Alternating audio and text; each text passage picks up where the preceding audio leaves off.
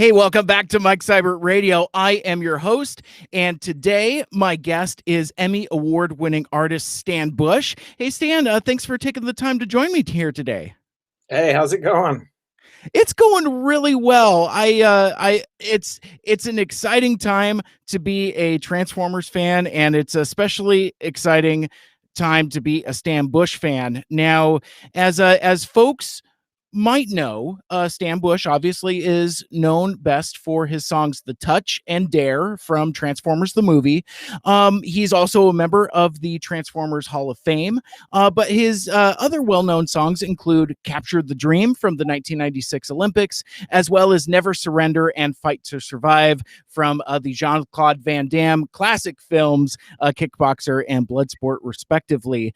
And I want to talk about those iconic classics because, I mean, those are favorites of so many of ours, and those songs and those films are important to us. Believe me, we're going to talk about Dare and The Touch. Don't worry about it.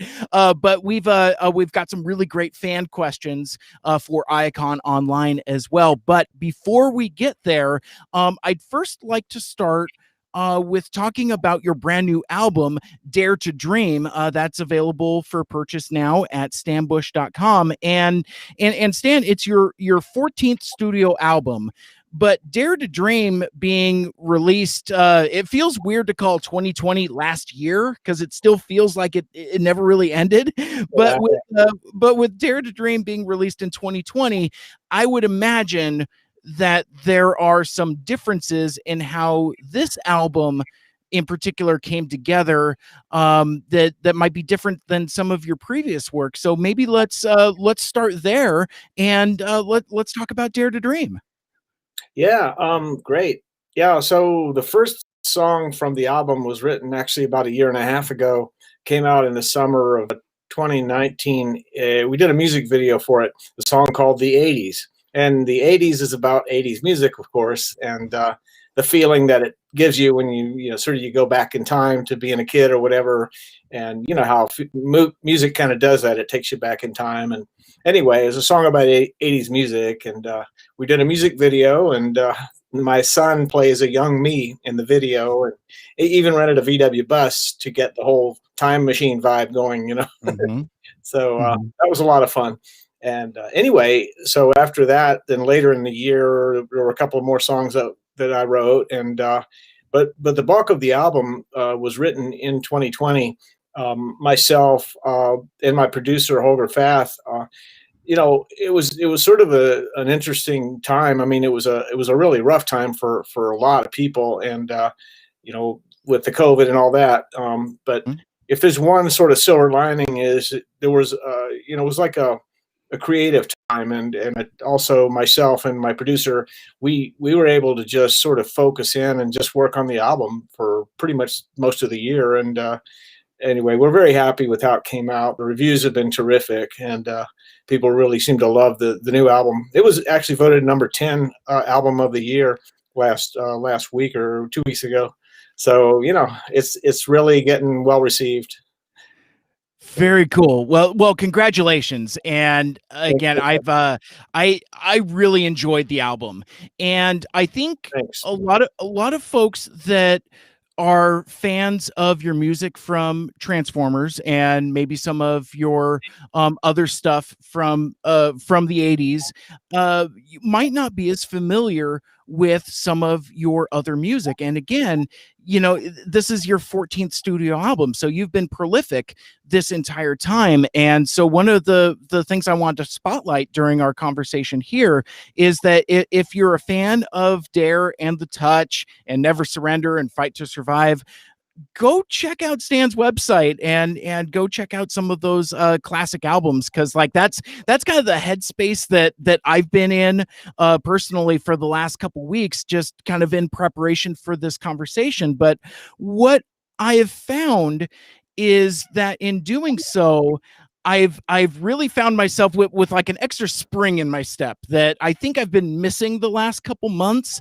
And just going through the titles of any given Stan Bush songs, and you just can't help but have that uplifting feeling. And I think that that's a testament to the longevity of your music, Stan, is that, you can throw in any given song at any given time and just get pumped and just get ready to capture the day. I was actually just listening to the 80s on the way to work this morning, and yeah, I just came to work just a little extra effervescent than normally, to the point where my coworkers are like, "What's wrong with this guy?" I'm like, "I've been listening to Stan Bush, man. I am just pumped."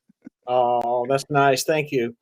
Yeah, it's interesting, because that whole sort of go for it, believe in yourself thing, that sort of, I mean, I've always been an optimist, right? I have this like philosophy that, we kind of make our own reality. I think that's really true more than we want to believe. It's really just, I don't know, if you work hard and really do believe in what you're doing and have hope and optimism, I think a lot of life is attitude, and Yeah. but I've been very blessed and maybe lucky too, I guess. And but it's kind of like the touch sort of started a whole thing for me about that kind of thing. I like writing those sort of motivational where it's also a little bit spiritual too. You think about where all this comes from, of course, is God. And Yeah. it's, I don't know, it's just a really good thing, to sort of I don't know, I've gotten fan mail over the years, people amazing stuff, and it's just very humbling, that to hear that stuff about how, especially like the touch and dare, those songs had given a lot of people sort of some sort of feeling of like, what I mean, that Yeah. can doism sort of.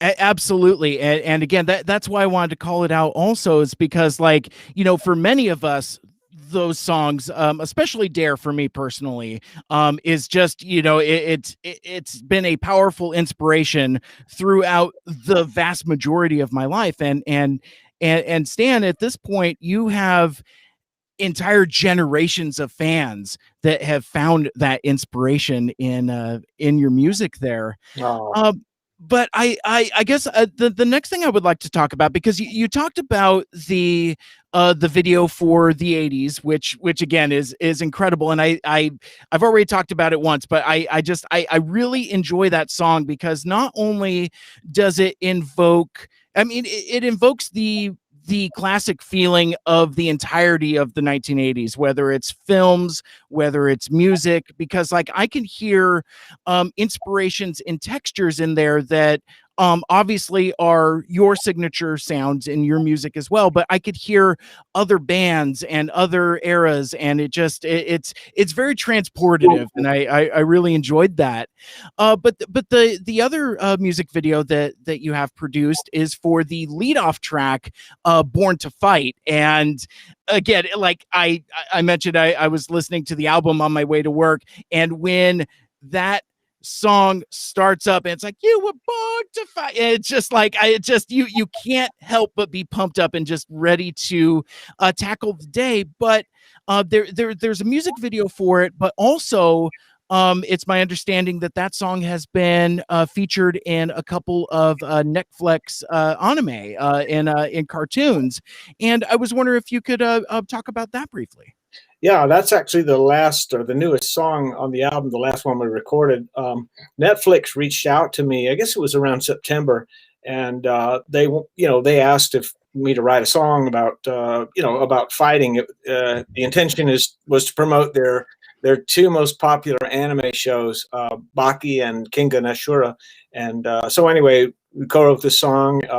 Got Lenny Macaluso, my co-writer of The Touch. We got together and wrote Born to Fight. And anyway, the song came out great. They loved it. And so we did a music video they produced with me, and it includes footage from the animated show. Yeah.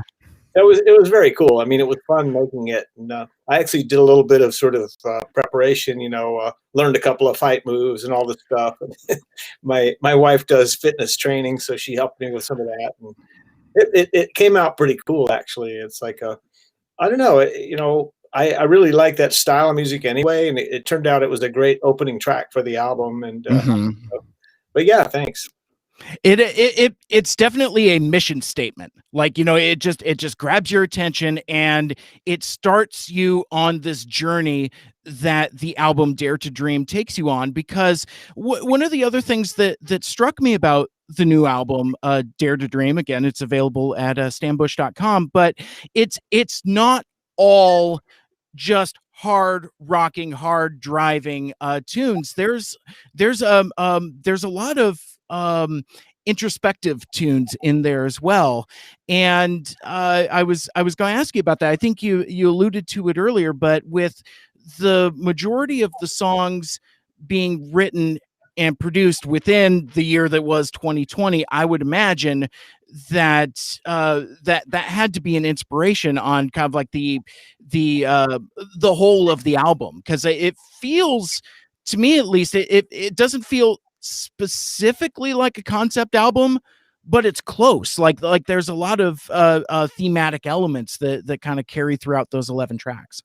Oh, thank you. Yeah, I like an album that has sort of a wide array of stuff. You have like you know, rockers, and of course, like there's a big love ballad, "Live and Breathe," and you know, there was also a couple of ones that are sort of more introspective, like the times of your life. About it's kind of about appreciating every moment and living life to the fullest, and of course, Dare to Dream.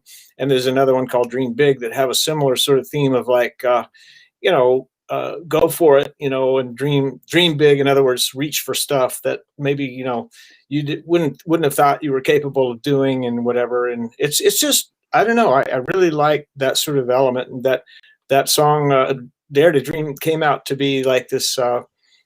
You know, the title just sort of popped out of nowhere. I had this really Yeah. cool musical thing going, and I was working on the chords and melody, and I thought, wow, this is going to be really good. And then all of a sudden, the title just like pops into my head. It was like, I don't know, it was funny because there were already, well, there are two other songs, so three songs altogether that have the word dream in the title.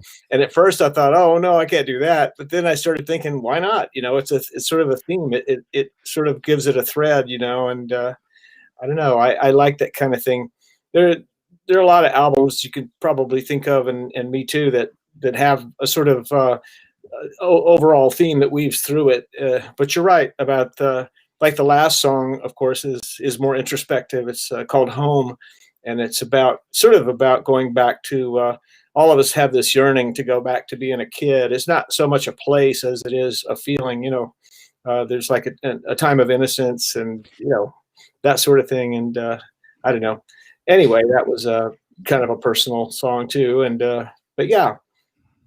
Yeah, and the way that you describe the song Home, it kind of harkens back to the vibe and feel of the song The 80s, because it's like, I think where we're at now, kind of coming off of the pandemic and the year of 2020 that it was with existential dread and various difficulties we've all been feeling. I think that in a lot of ways we've re-embraced nostalgia.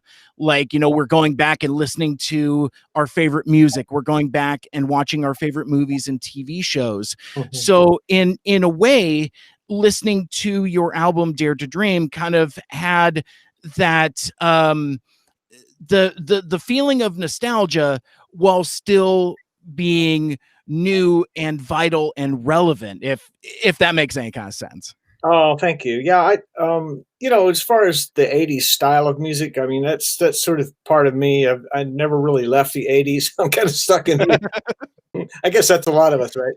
But you're right. I mean, I think, like I say, it's almost like a contradiction in terms a bit to have an album of hopeful stuff, hopeful themes, and hopeful messages in a time in such an awful year like this has been. So. Yeah. But yeah, I hope somebody likes it, and that's pretty much seems to be the case. And but Yeah. yeah, so we do what So we can, and in the world, I think each of us.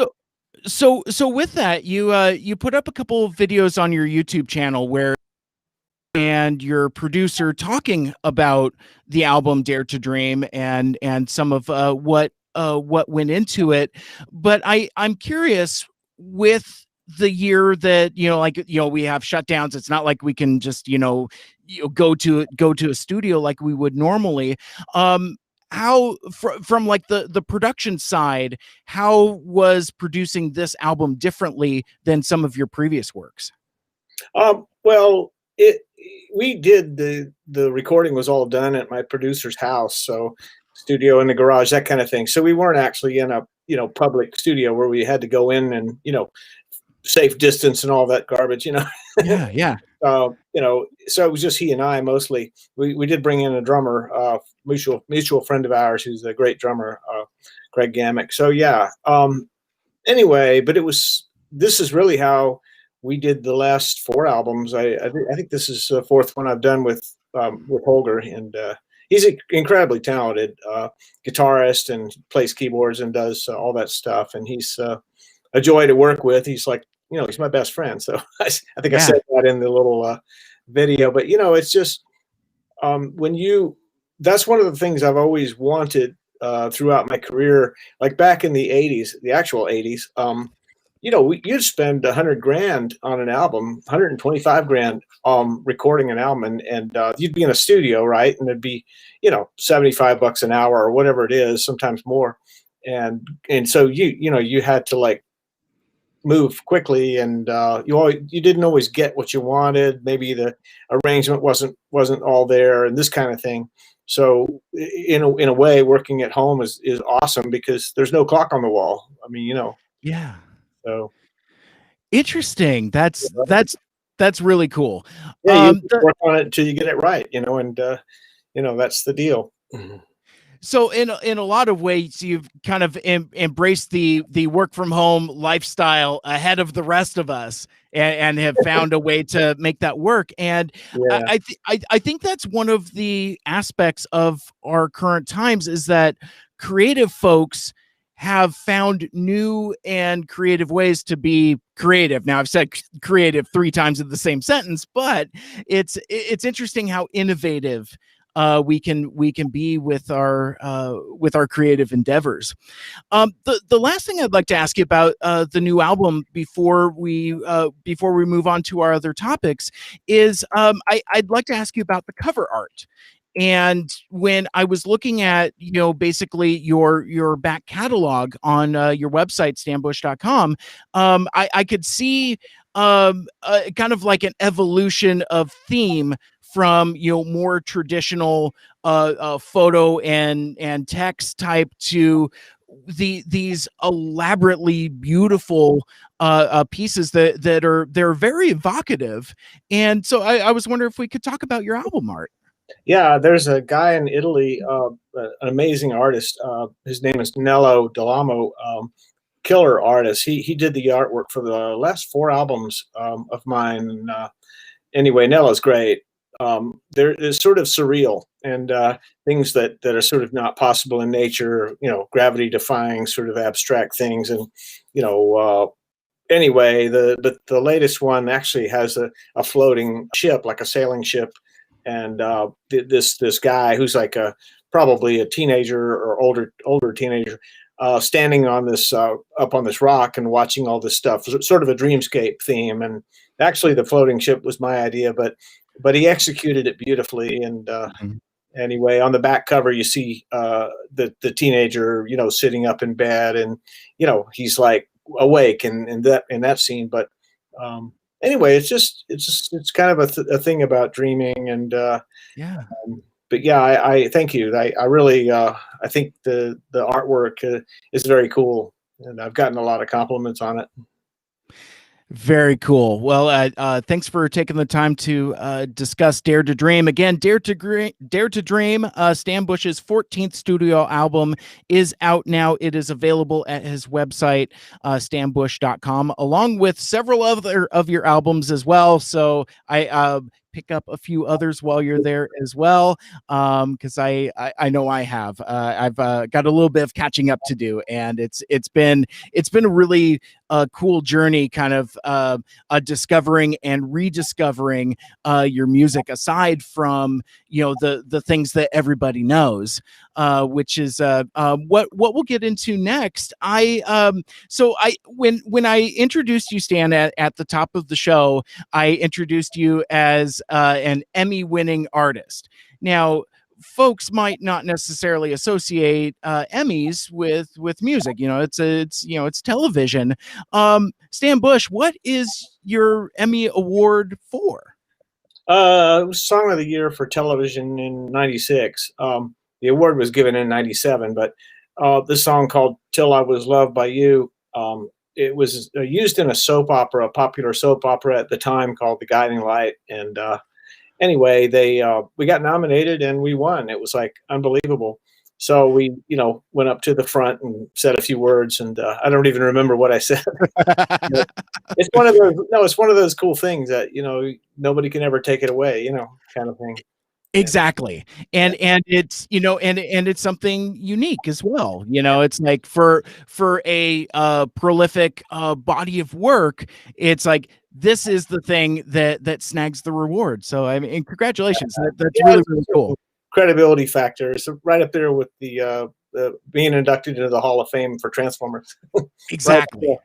Another big honor, so it was cool. Very cool. And I believe I don't happen to have it in front of me, but you were amongst the first to be inducted in the Transformers Hall of Fame, if I'm not mistaken. Yeah, I don't recall, but yeah, it was fairly quick early on. I think, like in 2014 or something. Yeah. Gotcha. I'm sure somebody in the comments will sharpshoot me on that, but I know it was very early on. So before we get back into Transformers, I would briefly like to talk about your work in the Van Damme universe. Both Bloodsport and Kickboxer are iconic movies of the 80s as well. And I know there are just as many diehard Van Damme fans as there are Transformers fans. So I was wondering if you could talk a little bit about your contributions to the soundtracks for both of those movies. Well, actually, back then in the late '80s, I was kind of a hired gun. I mean, as far as a singer, I did a lot of stuff. I sang in a lot of major commercials, and I was the voice for Toyota trucks and Coors Beer and all these things. And I sang on a lot of other albums. But the Van Damme, the first movie, and then also the subsequent one, Kickboxer, they actually just hired me as a singer to sing those songs. I didn't write those. Okay. But yeah, but you're right. I mean, there are a lot of people who say, know me. They'll see one of the movies on cable late at night. They'll see, oh yeah, and but it's cool. It's really cool songs, and I like the movies a lot. Went to the screening of Kickboxer, and I met him and stuff. And cool. A couple of years after that, he came into a big outdoor nightclub thing I was playing at, and the bouncers were giving him a hard time, and I went over and said, "I'll let this guy in," Oh, that's awesome. Right. Oh, I love that. Yeah. I did have a question from a friend of mine who is as much a Van Damme fan as I am a Transformers fan. And he's like, well, can you ask Stan about the soundtrack to Bloodsport? Because apparently he's under the impression that they're like, it's your voice in the songs in the movie, but apparently the soundtrack album features a different vocalist, like they hired somebody else to sing over those songs. Do you know anything about that? I hadn't heard that. No, I really don't know. I know they released. I thought they released those soundtracks with my voice on them. I saw, there was somebody that released the Kickboxer one at least in Europe, and of course they did it without my permission. But it's one of those things. It's crazy business. You kind of keep track of stuff, but some things get away. But it's just anyway. But yeah, it was cool. It was just one of many things out there that I did, and just like I did, I got called sort of at the spur of the moment to go sing on soundtrack album for Sailor Moon, and a song called "She's Got the Power." And I remember I went and sang it, and anyway, people still ask me about that. Oh yeah, you're the voice on Sailor Moon. She's got the power, and it's a cool song. So, yeah, Yeah, yeah, it, it's also, it, also anime. it's a fun one, and it seems like, again, there's that common theme, that Stambush theme of empowerment and fighting to win. And yeah, it's again, I could see that connective tissue there. And yeah, I had a couple folks that were Sailor Moon fans call that to my attention as well. And it is a really fun song. Sailor Moon isn't necessarily my first best fandom, but I checked it out and I really, really dug it. Nice. So from there, let's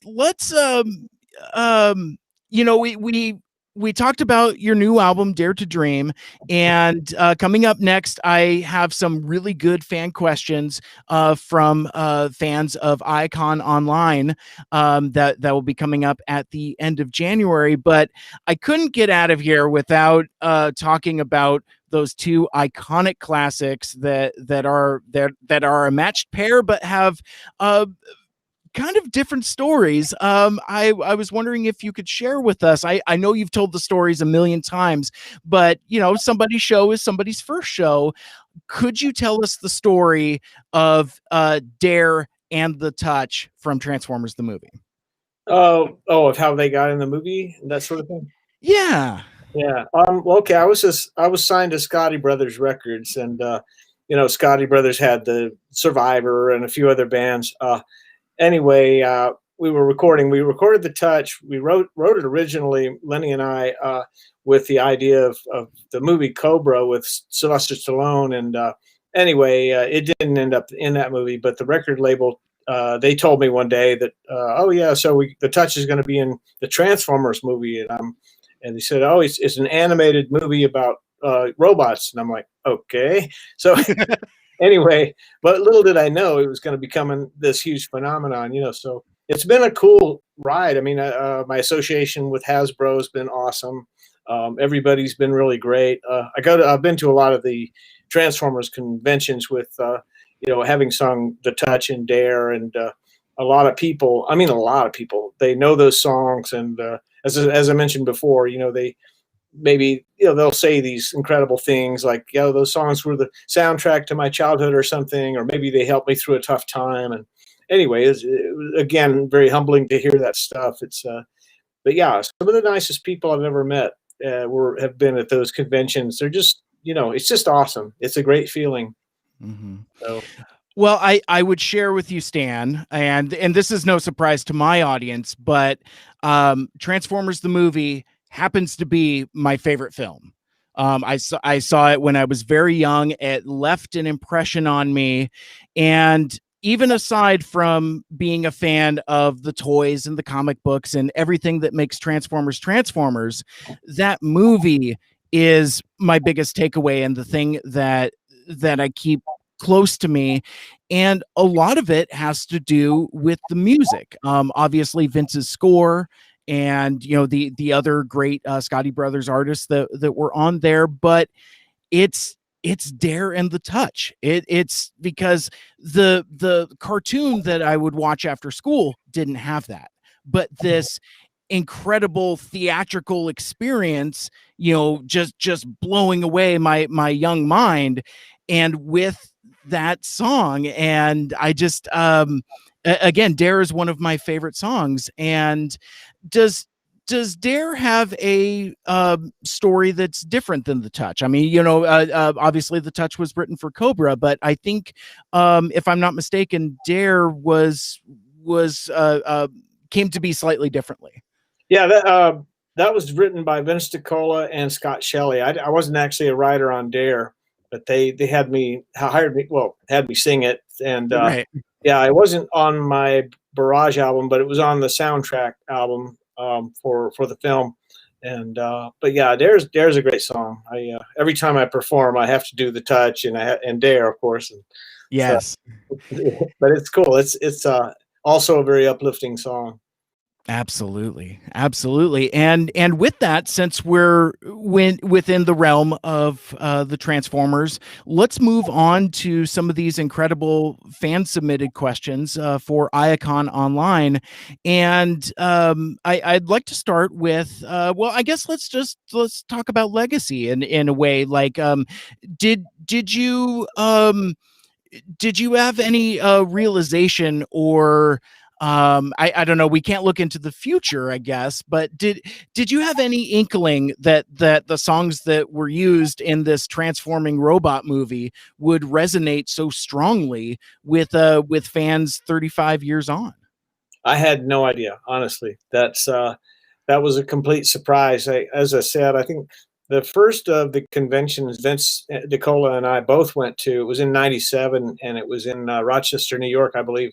And the people were just incredible. We performed, by the way, together, and did a few songs like Unplugged, and Vince and I played some together. And but anyway, it just kind of grew from there. And I've attended and performed at several of the BotCon. Anyway, but Mhm. like I say, no, I didn't have any idea that was going to happen. But like I say, if you got to be known for a song, it may as well be a good one. So, Absolutely. but Um, the touch has had a life of its own. I mean, the Boogie Nights, and I guess you have that coming up. So we'll kill that one, attack it when we get Well, to it. I mean, we're here now. Let's so because yeah, you're right. I mean, the touch has its own special legacy that's beyond Transformers the movie. It's fascinating how the lifespan of a song can go. Like a song that you guys wrote for a Sylvester Stallone movie ends up in a Transformers movie, and then later on ends up in Boogie Nights, as well as kind of a pop culture staple. And so yeah, I let me see if I can find the question and see how he had it phrased. But given the success of the touch in Transformers the movie, what were your thoughts when the song was used in the movie Boogie Nights?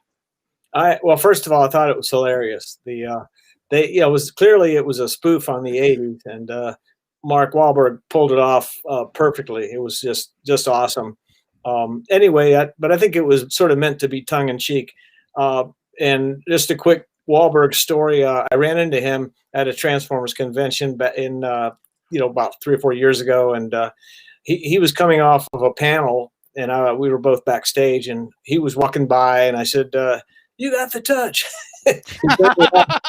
He turned around and said, "How did I do?" And I said, "It was great." Anyway, he comes over a couple minutes later and with his phone, and we're both standing singing into the phone like he's taping it, videoing, and singing the touch together like a couple of drunk guys. Right? It Oh was my hilarious. gosh. He puts it on his Facebook, and a couple hours later, we have 650,000 views, and it was pretty cool. The guy, he was really neat for him to do that, and it Yeah. was an amazing coincidence too, since he not only starred in Boogie Nights, but he also, was the lead actor in the Transformers, two or three of the live action. Yeah, so what a coincidence, right? And Yeah, it's such it's an incredible coincidence. It's a small world, but also unfortunately a slight missed opportunity, because like there's times where Mark's character is driving around in a truck, and like there's just that super fan in me that just wish he would have spun the radio dial and that song be on, and just don't dwell on it, just like just kind of like acknowledge it with a nod or something, and then turn the dial again. But I think that just would have been a really cool way to kind of complete that circle in terms of like his involvement and the song and Transformers. you're right. Yeah, that would have been a cool gift to the fans, and as it was, of course, Bumblebee movie did finally use the touch in that really Yes. cool cameo thing where, so it's all good. Yeah. So with that, kind of getting back to films and soundtracks, how much information are you given for the films and shows that you do music for, or is the context of the songs were to be used in? What's kind of that process? Well, generally, I think when I get contacted to use one of my songs in either a film or a TV show, they generally already know what song they want and that sort of thing. It's it's not sort of, hey, can you write this for this? You know what I mean? But Mhm. in the case of the Netflix thing recently, that was sort of a contracted me to write the song, but or commissioned is a better word probably. But yeah, it's generally, yeah, we want the touch or we want this other song for this show and da da da, and they send me the paperwork, that kind of thing. So, Mhm. but I mean, I know a lot of people. It is that way where they're asked to write a song that fits a certain storyline or something like that. And, but I haven't done a lot of that kind of work. Gotcha. Usually the people are familiar with my work or like I say, they want the touch or something. Yeah, yeah, that makes sense. Now you had mentioned your the Barrage album earlier, and I've got a couple fan questions related to that.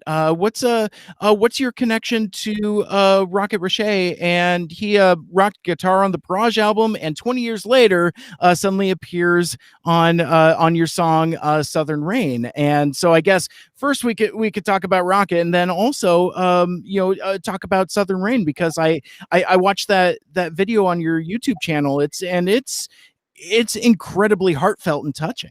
Oh, thank you. Yeah, that Rocket's great. He's a great guitar player. I knew him way back when he was playing guitar with David Lee Roth and his band. I think Steve Vai had just left the band, and then they got Rocket to play, and he's just fabulous, amazing guitar player, great. Anyway, so I when we did the Barrage album, the album cover, we wanted to give off more of a band image. So Rocket, I called him, and we got a couple other buddies, and we went down to that photo on that album was taken in the parking garage of CBS Records. Oh, Yeah, it was pretty that's funny. awesome. Yeah. So I, I I love those stories like that. yeah, Rocket's great though. I still see him every now and then. But yeah, I called him when we did Southern Rain. It was in 2007 for that In This Life album. But yeah, I called Rocket, and he came down, and he played the acoustic stuff, and it's just did a beautiful job. That Mhm. that song Southern Rain is like very, for me, very heartfelt. And I grew up in Florida, like I say, and it rains all the time down there, and it's great because in the summertime it's pouring down rain, but it's warm. You can walk out in the rain and that kind of Yeah, thing. And of yeah. course, we did when we were kids, and it's the best feeling in the world.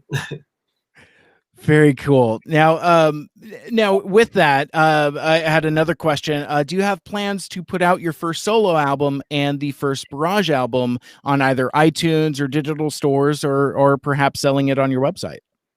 I actually don't own the rights to those two. Yeah, it's just one of those things. I mean, I was under contract to CBS, which is now Sony, for Sure. the first album, and then Scotty Brothers for the second album, the Barrage album. But those rights are now with Sony, both albums. So it's I guess eventually, if I wanted to, I could buy the rights or obtain the rights probably for a Mhm. fee. But anyway, I haven't really pursued it. But just kind of you keep going forward, and you know it's pretty cool. Gotcha. But that's why they're not on there on my website. Okay, that makes sense, because I had a couple other folks ask me about that as well. Mhm. Um, so getting back to the songwriting process a bit, what inspires you to write kick-ass motivational songs, especially now when times are a little tougher? Well, yeah, just like I said before, I think there always could be more positivity in the world. I think there's a lot of stuff, a lot of dark stuff these days on TV and everywhere, and it's I don't know. I to me, I'm all about hope and optimism. It's just that's just who I am. I've always been. I had a happy childhood, a close Mhm. family. My parents were awesome. That kind of thing, and I think that sort of shapes who you are. And anyway, that's just Yeah. I don't know. What can you say? Yeah, it's sometimes we just have that inspiration and motivation and the compulsion to share it and pass it along and pay it forward. I totally understand. So getting back to Transformers, then, if you were asked to write music for another Transformers movie soundtrack, what would it sound like, and what would your inspiration be? Well, I think the '80s rock, power rock thing is to me the coolest stuff. Like songs like "Born to Fight" that have, they got a lot of, balls and all that, but they also have like a melodic thing that's really cool. It's reminiscent to me, structurally, song wise, of like the early Foreigner, a bit, and Yeah, yeah. and let's see. Also, first of all, I'd be honored if they asked me to be involved in the new upcoming Transformers, because I've been part of the brand a long time, and everything's great. I mean, like I say, I've done tons of stuff, events and conventions, and my songs have been in the games, the Transformers games, Right. the Touch, and of course, Till All Are One was in the I think it's War for Cybertron Yes. game. So yeah. So anyway, it a song like that also would totally work for Transformers, or we could write a new song. But yeah, I'd be honored if they wanted a song. So Well, and I think it's so cool the way that your music, especially tied within the Transformers brand, transcends generations. Like I was having a conversation with somebody recently where I was talking about Darren the Touch, but they're drawn to Till All Are One because that was the era that they grew up in, and that was kind of like the time that they found Transformers. It's got all of these different entry points, and so it's been cool that there's been different iterations of the Touch in a couple different places, and that new song "Tell All Or One." I knew, but newer, I guess. But no, it as somebody that's a fan that's my age and looks the way that I do, it fills me with hope and a happiness that folks that are half my age and look nothing like me mhm. have a similar resonance with the same type of music, just 20 years removed. I think it's just really cool. I know what you mean. I think really a lot of it too is just the '80s music itself, that Yeah. style. I don't know. You're certainly old enough to remember the '80s movies, right? They had Oh, these incredible songs that, like Top Gun or whatever it is. Even like Eye of the Tiger, one of the greatest all time uplifting kick butt songs.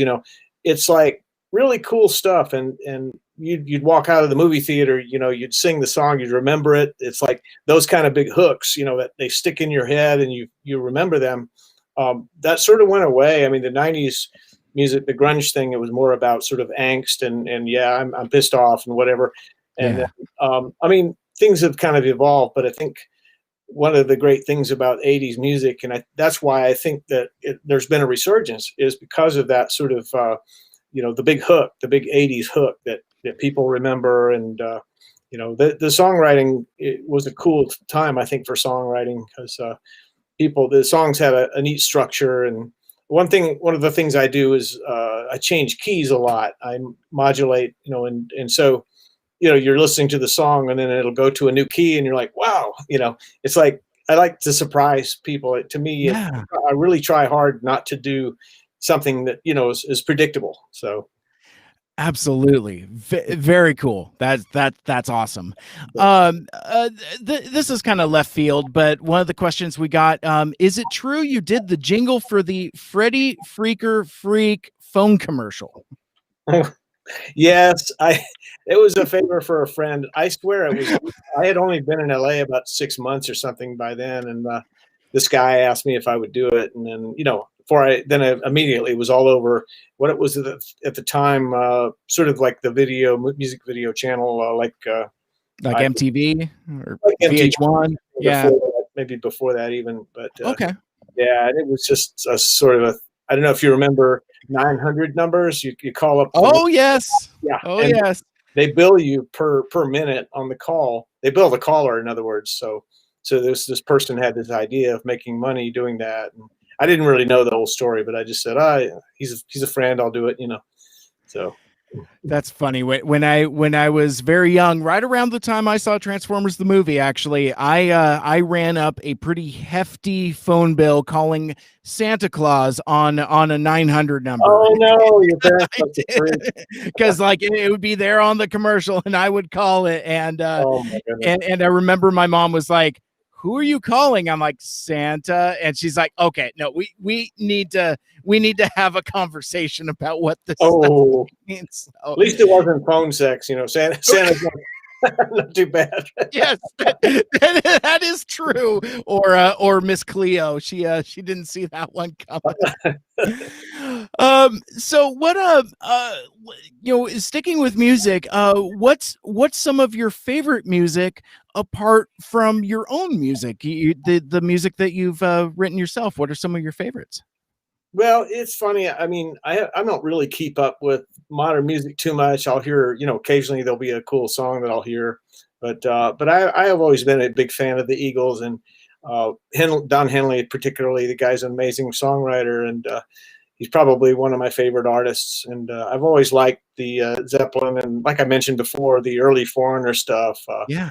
Just great songs. But yeah, it's all about the songs. I mean, I grew up during the late 60s, early 70s, and when they had well, of course the Beatles, but then later, there was this soul music, basically, R&B, Motown. It was like the best stuff, some of the best songs. It's just incredible singing and playing, and just I don't know, throughout the 70s they had all these incredible bands like America and Yeah. Elton John, incredible. I've always loved Elton John, his stuff. And so, yeah, it's kind of it's not just rock, but, only rock. I've listened to everything. Back then, radio was all over the map. You could turn on AM radio and you'd hear Jimi Hendrix, and then you'd hear Bridge Over Troubled Water or something, Yeah, for sure. It wasn't all segmented and compartmentalized now like it is now. Very cool. Let's see. So, I'm trying to figure out where I want to go. So going back to Transformers, I realize now I should have organized my questions a little better. But going back to Transformers, you're part of the Transformers Hall of Fame. So as such, folks had a couple questions about the franchise for you, starting with, who is your favorite Transformer? Bumblebee. That's a solid pick. Now, if you could choose which side, which faction, would you choose the Autobots or the Decepticons? I don't know. They're both pretty cool. Probably an Autobot, because initially they were considered sort of more the good guys, But I understand they kind of help each other now, and it's sort of evolved from there. And yeah. Yeah, I mean, good guys are great, but bad guys have more fun and generally dress better. That's a good one. Yeah, I mean, those are some sharp looking bad guys there, but I digress. If you yourself, Stan Bush, if you were a Transformer, what would you be, and possibly what would your name be? Oh boy. I have no clue, honestly. I don't really have an answer for that Sure. one. But anyway, but yeah. So what? I don't know. I got you. No, that's fine, because some folks kind of gravitate to ground vehicles. Like, oh, I would be a Jeep, or like I want the feeling of flying, so I would be a jet, or a semi truck, like Optimus Prime. We'll go with that. There it is. Perfect. Yeah. I love it. So what we've talked so much, Stan, about how inspiration is kind of a common theme within your music, and how that feeling is passed along to us fans that we enjoy in. But what do you do to pump yourself up? What inspires you, or fills you back up when you start to feel down? I just go outside. I mean, it's I live in the hills outside of Los Angeles, and it's a beautiful area. Got a hilltop cottage with a view, and do hikes and stuff. And I just like to be outside, and that's and exercise, of course. Working out. Sure. That pumps me up literally and figuratively. So it's important, I think, to move and get out. Because I think that seems to fix whatever's going on. With all of us we get stuck in this. It's a incredibly crazy world these days, and just living and working in the modern world is stressful. And I think all of us have to find our own sort of release, and that. Cool. So, with the, we've talked pretty extensively about your songwriting process, but when you write music, which is harder, the verses or the choruses? Probably the choruses. I think because you need to come up with a hook that's going to be memorable. You want something that's first of all catchy. Second of all, hasn't been done to death. You want to have something that sounds sort of original, and I don't know. It just seems like you can get away with a verse as long as it builds and has a. I usually do sort of what they call a B section, sort of a between the verse and the chorus, like another little section, a B verse or B section we called it, and then a bridge, of course. Just if you have all of those elements, and each one can be really catchy and hooky, as it were, then you can really have a very strong song, melodically and musically. And I think, again, lyrics are hard. It's, that's the thing I think I've gotten smarter over the years, I think. And that's one of the keys, I think, to being able to think of a lyric that's going to work and be sort of, clever a little bit, not too crazy, but something that's relatable. And I think I read a lot too, so that helps. Terrific. Let's see. You had mentioned some of those early experiences going to BotCon and playing with Vince and being included in part of the fandom, and being appreciative of Transformers fandom. But I was wondering, well, the person that submitted the question was wondering, what's one of your favorite memories with fans? Well, I think I've said this before, but just these conventions and things, the people are just awesome. They're just wonderful, kind, very respectful. When it's first of all, it's humbling, like I said, for if you have sort of people lined up to get your autograph, it's like, how do you explain? I mean, I don't deserve this. I suck. Whatever. You know what I mean. You have all these thoughts that you're sort of not worthy, and it's just humbling is the main thing I can say. And these people have been wonderful. And I mean, I've like I said, I've received fan mail over the years that they say wonderful things about the song, or maybe what it meant to them as youngsters and so forth. Maybe they were in a tough time and it helped them through it and overcome obstacles in life. And one of the cute things, I had a fan when a little kid wrote me a fan letter, and he says, "You're my biggest fan." He had it backwards. Oh, that's sweet. I love that. I love that. Yeah. That's adorable. Now, I forget if I asked you this earlier or not, but were you familiar with Transformers at all prior to Scotty Brothers basically putting your song "The Touch" in this Transformers movie? Yeah, I had let's see, a cousin. He was 9 years old at the time, and he had a Transformers toy, and he was showing me how he could turn it from a truck into a robot, and like, and it was done. And I mean, I couldn't do it to save my life. I was like, I understand. So that was I knew what they were, but that was the extent of it. So in the beginning. I learned more over the years, like I said, being associated with the brand, and mainly from fans. They would say, "Oh, yeah, this one does this," and that kind of thing. And Yeah. yeah, Very cool. So, So as we get close to closing out, and again, my guest is Stan Bush. We have been talking about Transformers and fandom and all kinds of other cool topics of music making process. But we've also talked about his new album Dare to Dream, which is available now at his website stanbush.com. So you'll definitely want to check that out. But Stan, as we get ready to close out, I got a couple more questions for you, and you've done a bunch of work with Disney, like Mickey sports songs, songs from the 100 Acre Wood, and so on. And it's kind of outside of what I guess the types of music that Transformers fans are used to from you, from Stan Bush. What's that relationship been like with Disney and making those songs?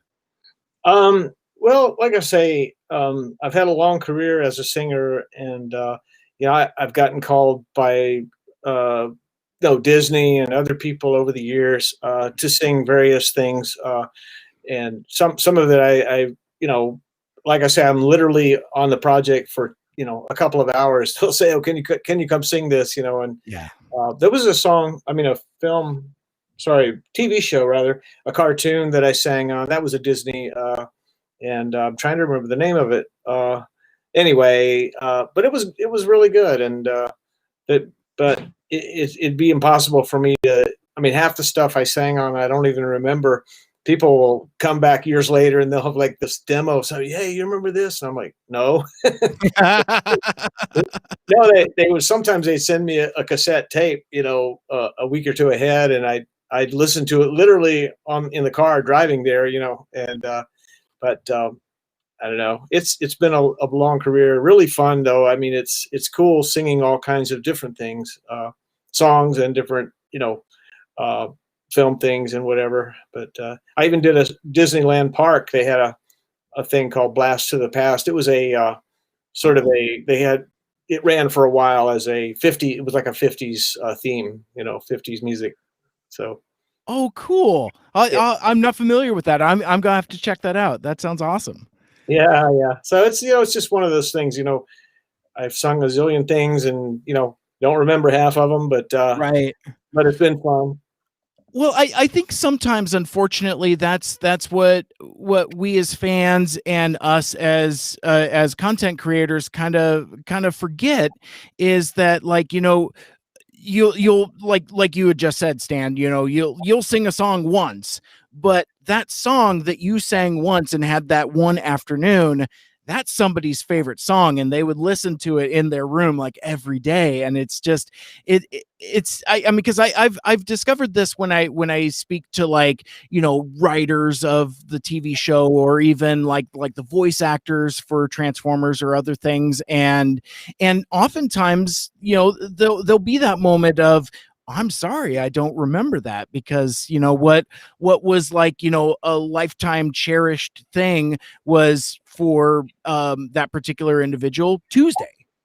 Just to kind of put it that way. Yeah, But that's a really great observation. I hadn't really thought of it that way, but you're right. It's probably the same with actors. You see somebody that you're like, and they barely remember doing it, but maybe it had a big impact on you, and it's kind of cool.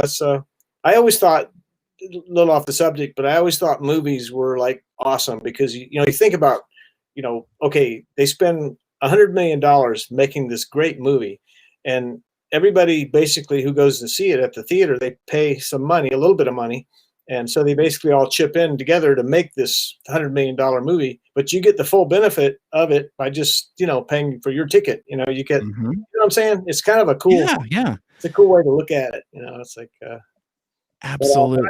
it's a great business. It's a tough business. I mean, it really is. Yeah. Los Angeles, it's like probably like New York City or something. You really have to hustle. I remember back in the day when I first started doing commercials, jingles, and all. I mean, I would make cassette tapes, and I would send them out to all the music producers in town, and make follow up calls. And I befriended like female singers because they would refer you for stuff because nobody who's looking for a singer doesn't know whether they want a male or a female, that kind of thing. So there's no Yeah, yeah. competition. But yeah, it's just it's one of those things. Like I guess like anything, you really push and work hard. You can get some stuff going. But I've been Yeah. blessed in that way. Absolutely. Absolutely. Very cool. And we spoke of Dare to Dream earlier, and it's your 14th studio album. But what does Stan Bush spend his time on when he's not writing his next album? Do you collaborate with other musicians? I mean, and especially now at a time when touring isn't necessarily a thing, what do you do in between projects? Well, that's a good question. I mean, I spend a lot of time, like I say, hiking, taking the dog for a walk, and different things. And my wife and I live in, this place here in the hills, so it's a cool location. First of all, it's not like I'm, in some little apartment or somewhere where I can't even go outside. I mean, this COVID thing's been crazy in that Mhm. regard. People sort of housebound or homebound. But I don't know. It to me, it's mostly family and friends, and just trying to enjoy my time. It's just like I say, it's hard to, and I read a lot. I mentioned that, so I guess it's what does anybody do? It's I guess this Yeah. past year's been like so crazy. It's sort of off the charts of what would be normalcy. So you know hopefully it'll open back up and you can Yeah. do the hang more, go out to dinner and go play gigs with my buddies. One thing I should mention also is I Sure. have an acoustic band that here in LA. We're called Acoustic Saints. The bass player from Quiet Riot, the guitar player played with a zillion people, the drummer was with America and Tina Turner. And anyway, it's really killer band, but we play like covers like Zeppelin and Henley, and just all the songs are like really cool. And the guitar player, the other guy, also plays violin and mandolin, so it makes it where we can do a really unique sort of combination of stuff. And it's a very special kind of band. We've been doing gigs. That's another kind of side thing. So That sounds like a lot of fun. That sounds really cool. And that actually kind of transitions into one of my final questions here. Do you prefer the thrill of composing in studio or the thrill of performing live out on a stage? So wow, they're that's two different energies. It's two yeah. very different things. They're very different, and they're both awesome. When you're performing, it's like I get this feeling like I'm flying almost. If I'm really on and my voice is really working, and it's a great feeling. But ultimately, I think songwriting is the most rewarding, especially when you come up with something that you feel like is a great song. It's hard. It takes a lot of energy. It's like a puzzle. You get one little thing that works, and it might take days or even weeks before you start to get the other pieces you need to make it all sort of come together. And then it's like, wow, the feeling of sort of creating something from nothing is Mhm. that's to me that's like the best. So And you had, I guess this is probably kind of like a technical question, or we could approach it as a philosophical question if you'd like. It's is it with regards to production and writing, is it easy to make music sound 80s ish? If so, what software or mixer do I need? Because I would love to do the same for some of my future songs. So I think this is somebody that's pursuing their own musical interests. So I guess I'd like to ask you that question in two parts. One is, are there suggestions that you could give folks that are looking to find like a particular 80s sound, or what advice would you have for folks that are looking to pursuing their own creative endeavors? And we can close out on that. Just sure. advice for the kiddos. Yeah. Well, sort of 80s music, to me, I mean, I think of 80s, I think of like big sound, like the drums are big, the guitars are big, keyboards, fat keyboards, and the drum sounds are huge. So part of it is that, and also like layering. You put instead of just one guitar track, you might have like four or something, and couple of them are double power chords, and a lot of it too is the style of writing. You have like I use a lot of background vocals, and I sing all the parts on that, but I'll do like it's 3-part harmony, but I'll sing each part 4 times, so there's like 12 singers instead of 3 or 4. Yeah, 3.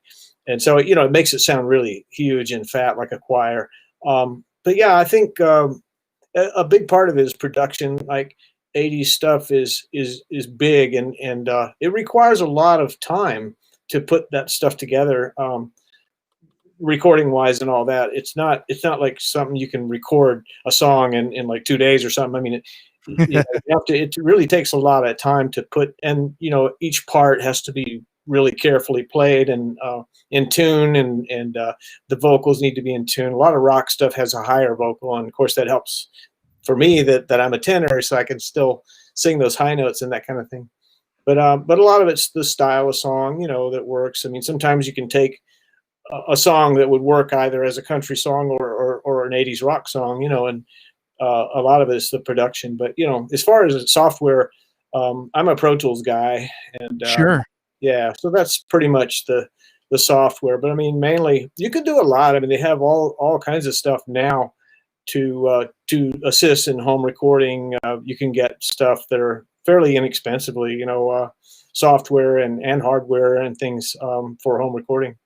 So it's come a long ways. Like I said, the albums that I've been doing with my producer Holger Fath, if you did that same quality, I mean, that sounds the new album, for instance, to me sounds better, or at least as good as the ones I did with the big budgets way back. Spend like $100,000 on an album, and now I can do the thing like with Holger, just for a lot less, just a fraction of the money, because of the way that the technology's come so far along. But there's other stuff too, about using the really good mic preamps and that kind of thing, and the A to D, that means analog to digital converters. That's another, people don't think about that, but that's really important. You want to get the high quality converters.